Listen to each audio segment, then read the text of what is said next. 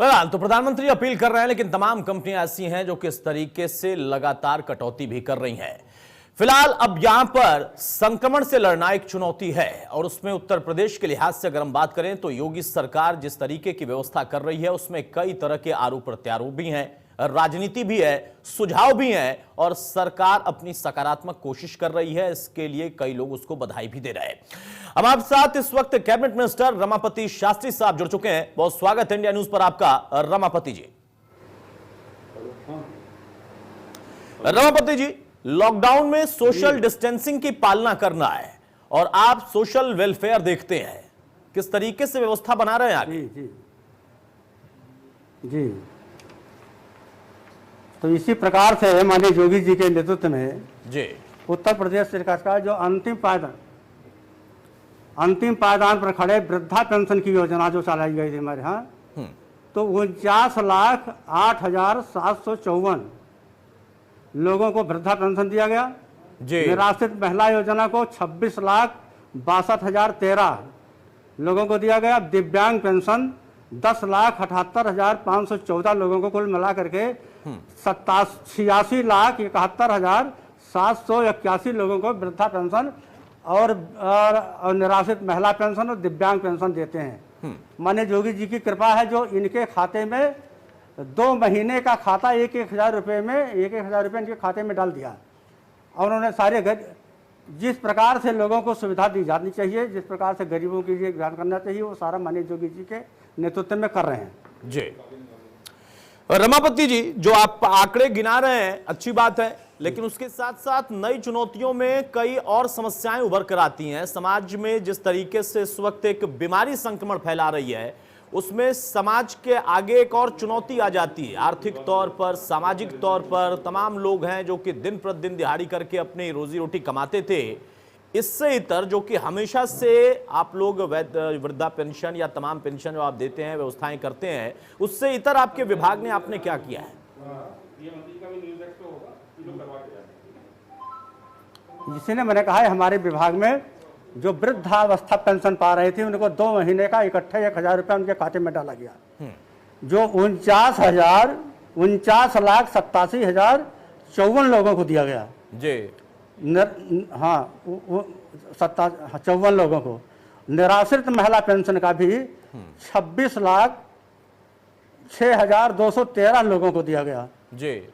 और दिव्यांग पेंशन 10,78,514 लोगों को दिया गया। और ये उनके गरीबी रेखा के नीचे जिनके खाते में जाता था, हम माननीय योगी जी ने 500 रुपया कर दिया है और 2 महीने के उनके खाते में पैसा डाल दिया है। नहीं, मैं समझ गया शास्त्री साहब, आप ये कह रहे हैं कि जो वृद्धा पेंशन जाती थी, तमाम पेंशन जाती थी, इस बार उसमें दोहरी पेंशन डाल दी गई है, 2 महीने की इकट्ठे डाल दी गई, आप ये कह रहे हैं? 2 महीने का इकट्ठे डाल दी गई है जी। और इसके बाद भी तमाम जगह से जैसे सूचना आती है, उस सूचना के आधार पर हम लोग पहुंच करके उनकी व्यवस्था कराते हैं। खाने की व्यवस्था, पानी की व्यवस्था, सैनिटाइजर की व्यवस्था और मास्क की व्यवस्था सारा कराते हैं लोग। ठीक है रमापति जी, बहुत अच्छा काम आप कर रहे हैं कि तमाम लोगों के लिए आपने एक साथ योगी सरकार के नेतृत्व में 2 महीने की पेंशन डाल दी है। पालन करते जाएंगे। हाँ, अब यहां पर सवाल यह भी है कि समाज में बहुत सारे ऐसे लोग हैं, आप लोग तो जमीन पर रहते हैं, जमीनी राजनीति आप लोग करते हैं। आवाज आ रही है मेरी शास्त्री साहब? जी हाँ, आ रही, अब आ रहा है। हाँ शास्त्री साहब, मेरा सवाल यह था, बहुत अच्छा आप लोगों ने काम किया, आपकी सरकार आपके नेतृत्व में बहुत अच्छे तरीके से आप लोगों ने पेंशन सबको वितरित करा दी है 2 महीने की। लेकिन समाज में चूंकि आप भी राजनीति से जुड़े हुए हैं, जमीन पर आप लोग रहते हैं या तमाम आप लोगों को जानकारी मिलती है, बहुत सारे ऐसे लोग हैं जिनके खाते नहीं भी हैं, जिनकी जानकारी नहीं है, एक बड़ा वर्ग वो भी है उत्तर प्रदेश के लिहाज से। उन लोगों के लिए क्या नई अलग अलग व्यवस्थाएं आप लोगों ने की हैं? माननीय मुख्यमंत्री जी इस पे गंभीर हैं, उस पे गंभीरता से लिया है। इसके बारे में बैठ करके लोगों के साथ बैठ करके उसकी व्यवस्था कराते हैं, कंट्रोल रूमों से व्यवस्था होती रहती है। नहीं, मुख्यमंत्री जी तो कर रहे हैं, लगातार कर रहे हैं, टीम 11 काम कर रही है, वो तो काफी काम कर रहे हैं, लेकिन सवाल यह है कि आप लोगों के पास इन तमाम चीजों की जानकारी कैसे पहुंचती है जिससे आप लोग उन तक सुविधाएं पहुंचाते हैं शास्त्री साहब? क्योंकि आप पर अहम जिम्मेदारी है और जानकारी अगर नहीं मिलेगी तो फिर स्वाभाविक है कि बात नहीं हो पाती है, आगे बढ़ नहीं पाती है। आप लोग डिटेल कैसे कलेक्ट कर रहे हैं? समाज कल्याण डायरेक्टरेट में एक कंट्रोल रूम खोल दिया गया है जी, और इसका टेलीफोन नंबर भी सबको वायरल कर दिया गया है, और इसके माध्यम से जितनी सूचनाएं आती हैं हम लोग करते हैं उसको। जी रमापति जी, आप चूंकि वेलफेयर SC/ST भी देखते हैं और उसमें राजनीतिक बातें भी होती हैं, तमाम तरह के आरोप प्रत्यारोप भी लगते हैं कि उनका ख्याल नहीं रखा जा रहा है, तमाम चीजें निकल कर आती हैं, वो अलग विषय है। लेकिन आप चूंकि उस महकमे से जुड़े हुए हैं, तो उनके लिए इस वक्त किस तरीके से एक नई रणनीति पर आप लोग काम कर रहे हैं, या कैसे उन लोगों पर खास तौर से नजर रखी जा रही है, उस वर्ग के लिए चूंकि बहुत आवश्यक हो जाता है आज के दौर में, वो सारी निर्देश पालन कर रहे हैं सरकार के, लेकिन उनके सामने बहुत सारी चुनौतियां हैं।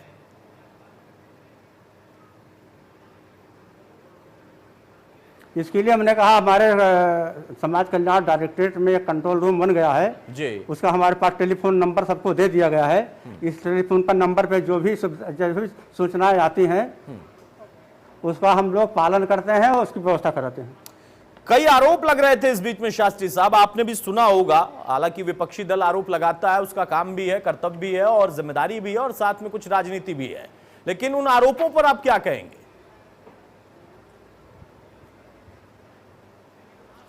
हम तो काम के लिए आए हैं, काम जो सौंपा जाएगा हम काम करेंगे, और जाकी रही भावना जैसी प्रभु मुहूर्त देखी तिन तैसी, उसके बारे में क्या कह सकता हूं। ठीक है, अच्छी बात है। अब यहां पर दो चीजें निकल कर आती हैं, चूंकि एक बड़ा तबका हो जाता है, और समाज कल्याण की अगर हम बात करें तो ना सिर्फ एक सेवा भाव का पेशा है, सेवा भाव का वो महकमा है, बल्कि उसमें कई ऐसी चीजें हैं जो कि चुनौती के स्वरूप में भी सामने आ जाती हैं। केंद्र सरकार ने बहुत सारी चीजों को लागू किया, योगी सरकार ने, आपके महकमे ने, जैसा आपने बताया कि कंट्रोल रूम के जरिए, डिटेल्स के जरिए आप लोग कर रहे हैं या कर चुके हैं। प्रवासी मजदूरों के लिए भी कुछ ऐलान किए गए। आपके जरिए मैं चाहूंगा कि हमारे दर्शक जाने, प्रदेश की जनता जाने कि अब जो प्रवासी मजदूर बाहर से लाए जा रहे या लाना है, क्या उनके खाते में भी कुछ ट्रांसफर की व्यवस्था प्रदेश सरकार के स्तर पर, आपके महकमे के स्तर पर की जा रही है? कोई ऐसी कार्य योजना है क्या शास्त्री साहब? इसके बारे में माननीय मुख्यमंत्री जी जैसा निर्देश करेंगे हम लोग उसका पालन करेंगे।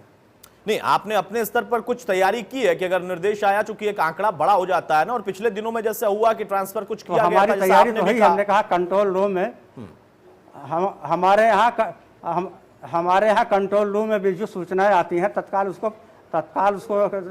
नजरअंदाज नहीं किया जाता है, उसको गंभीरता से लिया जाता है, व्यवस्था की जाती है। प्रवासी मजदूरों को लाने की तैयारी में सरकार लगी हुई है। बिहार का एक मामला आया है, हाँ। एक महिला ने, जी बोले, अपनी बात पूरी कर लें शास्त्री साहब जी, अपनी बात पूरी कर लें आप।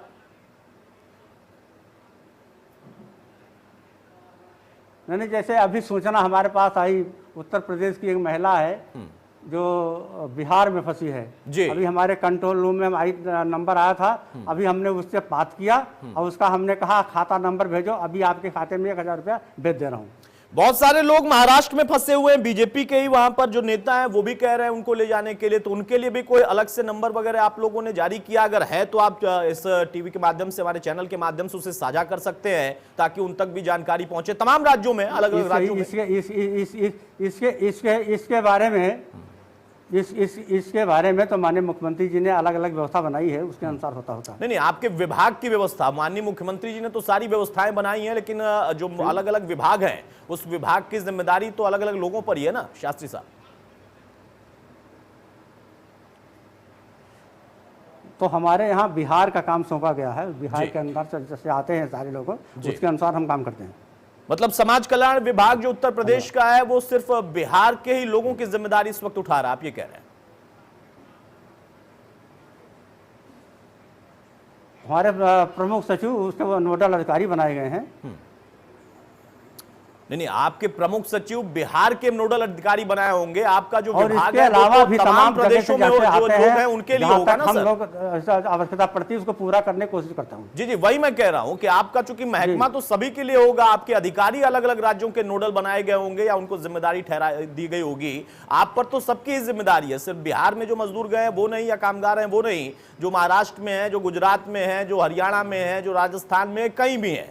बहरहाल शास्त्री जी, यहां पर एक सवाल और भी बनता है, क्योंकि बहुत तेजी से इस वक्त आप लोग लगे हुए हैं और समाज कल्याण के जरिए ही कुछ ऐसी योजनाएं हैं जो कि अलग अलग वर्ग के लिए आती हैं और समाज में उन लोगों की भूमिका बहुत अहम हो जाती है, वो चाहे कृषक से जुड़े हुए लोग हों, आपने वृद्धाओं का जिक्र किया है, ओवरऑल एक समाज की बात। तो वहां पर आप लोगों ने क्या अपने महकमे के लेवल पर कुछ अलग सेगमेंटेशन तैयार किया है, सबको कुछ अलग अलग जिम्मेदारी दी है, या मुख्यमंत्री के निर्देशों पर ही आगे बढ़ रहे हैं?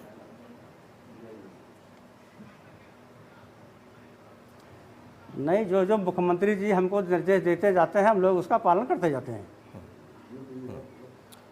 ठीक है, मतलब मुख्यमंत्री के आदेश और निर्देश पर ही आप काम कर रहे हैं। बहुत शुक्रिया हमारे साथ जुड़ने के लिए शास्त्री साहब। तो रमापति शास्त्री हमारे साथ जुड़े हुए थे। उनका कहना है कि समाज कल्याण विभाग मुख्यमंत्री के निर्देश पर लगातार काम कर रहा है और कई लोगों के खाते में, वो वृद्धा पेंशन हो या अलग तरीके की व्यवस्था, उन सबके लिए 2 महीने की व्यवस्थाएं करा दी गई हैं। अलग अलग राज्यों के जो लोग हैं, प्रवासी मजदूर हैं, कामगार हैं, उन सबको भी लाने के लिए सरकार ने तैयारी की है। उस पर भी वो मुख्यमंत्री के निर्देश का इस वक्त इंतजार कर रहे हैं। जैसे ही निर्देश मिलेगा वो फौरन खाते में पैसा डलवा देंगे। एक छोटा सा ब्रेक, जल्द आते हैं।